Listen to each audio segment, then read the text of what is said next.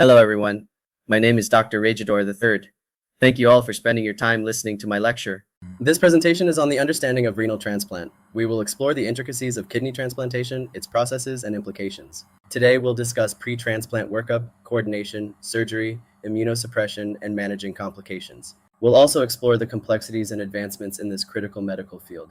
A kidney transplant is a surgical operation to replace old kidneys with a newly donated one. The annual number of kidney transplants per million population varies globally. United States at 52, Europe at 27, and Asia at 3. The United States and Europe predominantly use cadaver donors, while Asia relies on living donors.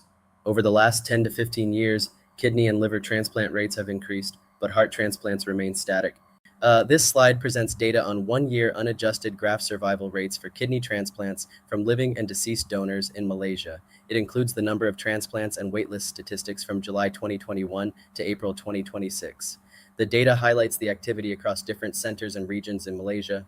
Our discussion is on pre-transplant workup and transplant coordination. We'll explore the essential steps and coordination efforts required before a transplant procedure. We'll explore donor and recipient considerations, such as the vital signs, animal kidney transplants, and cadaveric transplants. Renal transplantation. It is the preferred treatment for end-stage renal disease, offering improved quality of life and greater longevity compared to long-term dialysis. Kidney transplantation, while beneficial, has pitfalls. It's costly, and there's a shortage of donors. Additionally, quality of life issues may arise post-transplant. These challenges must be considered when evaluating transplantation as a treatment option. A successful kidney transplant offers freedom from dialysis, enhancing physical activity and strength. It reduces dietary restrictions, improves anemia, and supports conception and childbearing. Children experience normal growth and bone metabolism improves, leading to a better quality of life. Kidney transplants come with challenges, no guarantees, risk of rejection, and potential total failure. Patients require lifelong medications, which can have side effects and are costly.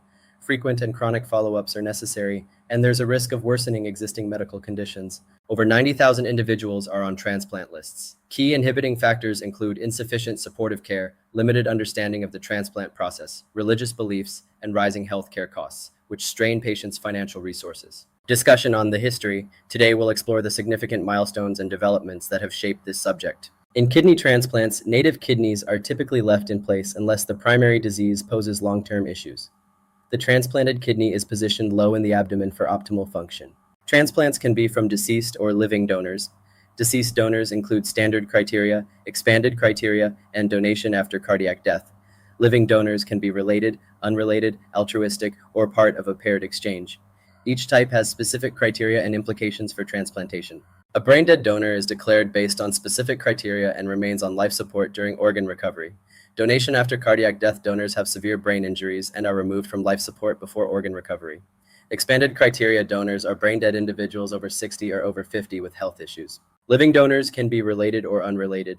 Related donors are healthy blood relatives, while unrelated donors are emotionally close but not blood-related. Living donor transplants are the most successful kidney transplant procedures, typically lasting longer than those from deceased donors. Compatibility of blood types. Understanding blood type compatibility is crucial for successful organ transplants, ensuring the donor and recipient match to prevent rejection. Transplant success varies by donor type.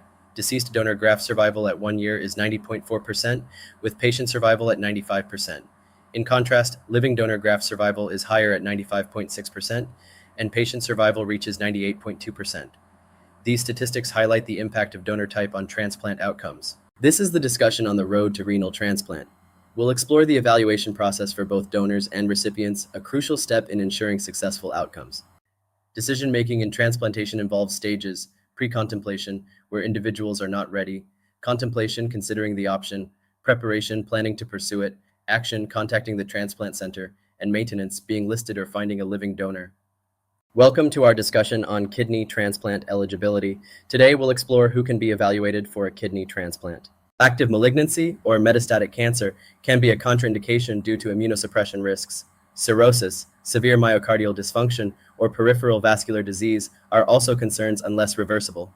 Other severe irreversible extrarenal diseases and active mental illness affecting informed consent or drug compliance are critical considerations. Chronic or untreated infections, irreversible rehabilitative limitations, and persistent non-adherence to treatment are contraindications to transplantation. Active substance abuse must be addressed before proceeding, with drug screening as proof. Primary oxalosis is a contraindication unless a combined liver or kidney transplant is feasible.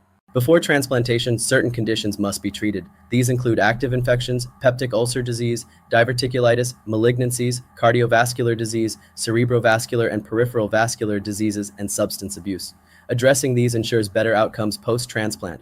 For kidney transplant candidates, suggested malignancy wait times vary. Prostate, leukemia, and testicular cancers require a 2-year wait. Lymphoma, cervical, uterine, and breast cancers may need 2 to 5 years. Malignant melanoma requires 5 years, while basal cell carcinoma has no wait. Liver and multiple myeloma transplants are not recommended. The kidney transplant evaluation begins with a referral from a nephrologist. Dialysis units must discuss transplant options with every patient. An intake nurse reviews the referral, contacts the patient, and schedules a group teaching session. High-risk candidates are scheduled for an appointment with a nephrologist. After attending the early counseling session, patients are assigned a transplant team. This team includes a transplant coordinator, medical social worker, financial coordinator, transplant nephrologist, transplant surgeon, and dietitian. These professionals collaborate to initiate the evaluation process. Kidney matching involves several factors: blood type compatibility, HLA tissue typing, and time spent on the waiting list. Medical urgency and antibody levels are also crucial. Geographic location and organ availability further influence the matching process. Discussing about the recipient evaluation process, we'll explore the steps involved in assessing candidates for organ transplantation. The transplant evaluation process begins with an initial information session. Candidates are assessed for potential barriers. If barriers exist, they must be addressed before proceeding. Evaluation continues if the candidate remains eligible. Dialysis is considered when necessary. This structured approach ensures only suitable candidates advance in the transplant process. Routine tests for transplant evaluation include a comprehensive medical history, physical exam, and various screenings such as full blood count, chemistry panel, and coagulation profile. Blood type, serology tests for hepatitis B surface antigen, hepatitis C virus, human immunodeficiency virus, and others are essential. Additional tests include pelvic exam, pap smear, chest x-ray, electrocardiogram, human leukocyte antigen typing, and abdominal ultrasound. Elective tests include avoiding cystorthrogram, stress tests, and non-invasive vascular studies. Additional procedures like barium enema, lower endoscopy, prostate-specific antigen test, Papanicolaou smear, mammogram, coronary angiogram, and electrocardiogram are also considered. These tests help assess specific health conditions and risks. Living donor transplantation offers preemptive options, better outcomes, and minimal graft delays. It allows donor selection for haplotype match and timing convenience. However, it involves psychological stress, donor evaluation, and risks like operative mortality, complications, and potential kidney issues. Emotional gain is a positive aspect for donors. Donor advocates ensure the donor's risk is assessed independently from the recipient's needs. Donors must be informed of all risks. When multiple donors are suitable, the transplant center aids in selecting the best donor, involving family in the decision. For younger recipients, a parent may be chosen over a sibling for future considerations. Contraindications to living kidney donation include age under 18 or over 60-65, hypertension, diabetes, proteinuria, low glomerular filtration rate, microscopic hematuria, multiple renal vessels, significant medical illness, history of thrombosis, strong family history of renal disease, psychiatric conditions, substance abuse, and pregnancy. In donor-jar recipient matching, 3 critical factors are considered: human leukocyte antigen, HLA, antibodies, cross-match, and panel-reactive antibody, PRA. These elements are essential in assessing compatibility and minimizing rejection risks in transplantation. HLA matching involves 3 groups of proteins: HLA-A, HLA-B, and HLA-DR. Each parent contributes 1 haplotype to the child. For example, a child might inherit A2, A10, B7, B44, DR4, and DR15 from their parents. Cross-match tests determine if the recipient has antibodies against the donor. A negative cross-match is ideal, indicating compatibility.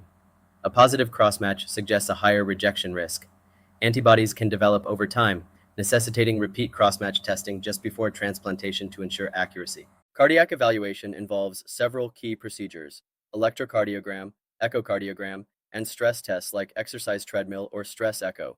Cardiac catheterization assesses heart function, while coronary artery bypass surgery addresses blocked arteries. These evaluations are crucial for diagnosing and managing heart conditions effectively. Pulmonary evaluation is crucial for assessing lung health. Key steps include stopping smoking, obtaining a chest x-ray, conducting pulmonary function tests, and performing a CT chest scan. These measures help in diagnosing and managing respiratory conditions effectively. Routine health screenings are crucial.